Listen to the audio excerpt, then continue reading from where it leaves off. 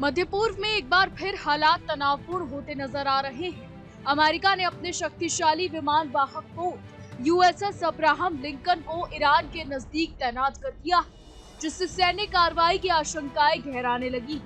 ये कदम ऐसे समय में उठाया गया है जब ईरान में सरकार विरोधी प्रदर्शनों को लेकर अंतर्राष्ट्रीय दबाव बढ़ रहा है। बता दें, वॉशिंगटन के सैन्य जमावड़े ने क्षेत्रीय सुरक्षा और वैश्विक राजनीति में हलचल पैदा कर दी।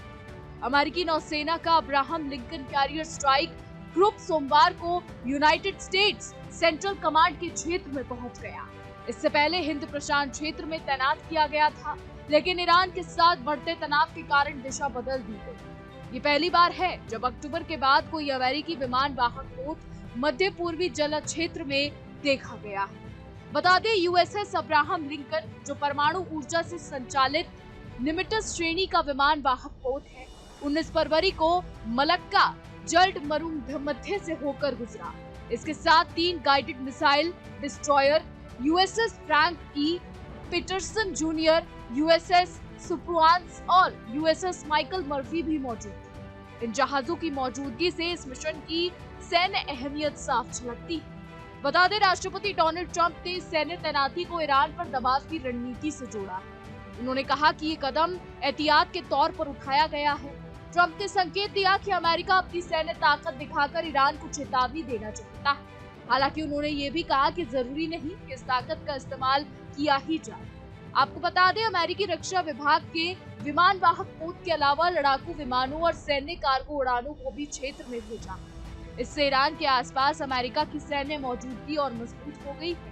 ये स्थिति पिछले साल की याद दिलाती है, जब ईरानी जवाबी हमले की आशंका के चलते पैट्रियट मिसाइल सिस्टम तैनात किए गए। आपको ये भी बताते चले कि अमेरिका ने एक और कड़ी चेतावनी दी तो दूसरी ओर बातचीत का रास्ता भी खुला रखने की बात कही।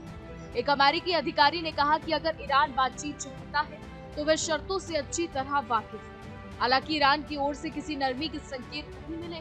क्षेत्र में बढ़ती सैन्य गतिविधियों के बीच किसी भी चूक के गंभीर परिणाम हो सकते हैं, यानी मध्य पूर्व में आने वाले समय में बड़ा उथल पुथल होने वाला है। मध्य पूर्व में युद्ध जो है वो छिड़ने वाला है। आपको बता दें, एक तरफ अमेरिका लगातार ईरान को धमकियां दे रहा है, वहीं ईरान भी लगातार अमेरिका को धमकी दे रहा है। ऐसे में बड़ा सवाल ये है कि अगर अब्राहम लिंकन मध्य पूर्व में तैनात हो चुका है, ईरान के पास तैनात हो चुका है, तो क्या अमेरिका ईरान पर बड़ा हमला करेगा?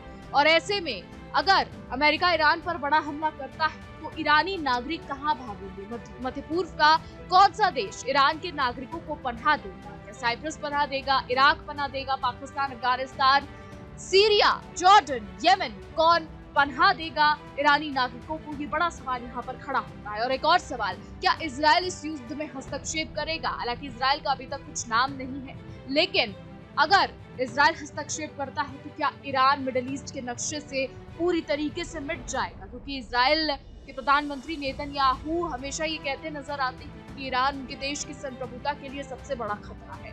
पिछले साल 2025 में जून के महीने में इजराइल ने जब ईरान पर हमला किया, उसके बाद अमेरिका भी सीधे तौर पर ईरान पर हमला करने के लिए उतरा, जिसके बाद अमेरिका और इजराइल की तरफ से दावा किया गया कि ईरान के न्यूक्लियर साइट्स पूरी तरीके से तबाह हो चुकी है।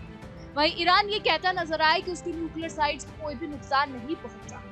लेकिन अब अगर बात करें अमेरिका और ईरान की, तो ईरान में विरोध प्रदर्शन चल रहे हैं। अली खामनेई को लेकर विरोध प्रदर्शन चल रहे हैं। उनकी सत्ता को पलटने के लिए प्रदर्शन लोग कर रहे हैं, सड़कों पर उतरे हैं। तो ऐसे में अमेरिका का ये कहना है कि अगर प्रदर्शनकारियों पर अली खामनेई के जवान या फौज कुछ भी एक्शन लेती है, प्रदर्शनकारियों को कुछ भी सजा दी जाती है, तो अमेरिका इसे स्वीकार नहीं करेगा। यानी डोनाल्ड ट्रंप पूरी तरीके से ईरान पर कब्जा करने की तैयारी में है। जिस तरीके से दादागिरी डोनाल्ड ट्रंप दिखा रहे हैं, ऐसे में यही कयास रखते हैं कि ईरान पर कब्जा करने की तैयारी में डोनाल्ड ट्रंप नजर आ रहे हैं। बहरहाल मध्य पूर्व में बहुत जल्द शायद जंग भड़क सकती है, क्योंकि जिस तरीके से विमान वाहक पोत को तैनात कर दिया गया है, उसके बाद से यही कयास लगाए जा रहे हैं कि मध्य पूर्व में बड़ा उथल पुथल आने वाले समय में हो सकता है। बहरहाल आने वाले समय में ये साफ हो जाएगा कि क्या कुछ होता है। हमारी आज की रिपोर्ट में बस इतना ही। आपकी क्या कुछ राय है इस पर, क्या कुछ सोचते हैं, कमेंट के जरिए जरूर बताइएगा। और ऐसी ही देश और दुनिया की तमाम बड़ी खबरें जानने के लिए देखते रहिए इंडिया डेली।